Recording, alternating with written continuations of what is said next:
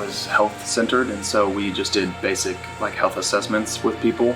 And so I was always the first person in our station, and so I would just ask them like basic medical questions and if they had anything wrong. And then talking to this kid's dad, realized that he had some stuff wrong with his legs.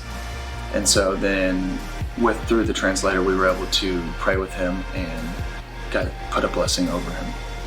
Now being home, it has just taught me how grateful to be for everything that I have here, because the people there in Cambodia are so grateful for everything they have, and they have way less than we do. And so just realizing how fortunate we are here in America to be living with basically anything we want. We can get anything anytime we want, and not really being grateful for that. And so just coming back from Cambodia, seeing how grateful they are for the little things that they have, really taught me to just be grateful.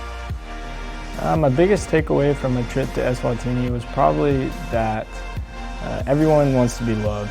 That's just part of being a human, and I definitely saw that in the people. At first they're kind of like, who's this foreign person that's in my country? I'm not so sure about this.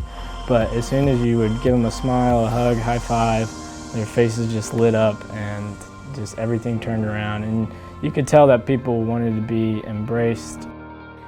So my biggest takeaway from my trip to South Africa was learning about the genuineness that I can have in my relationship with God through the people and really through the worship that they do there.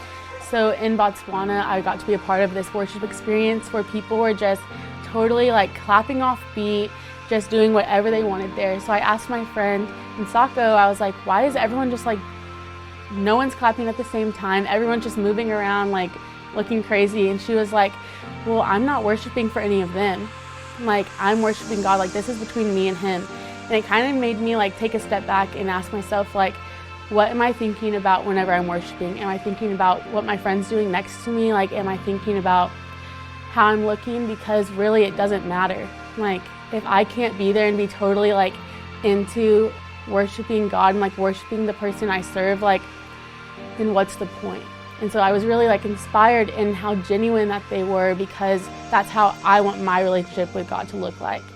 And so when Nsako told me that, I was just like, dang, like I really need to take an inventory of what my relationship is looking like right now.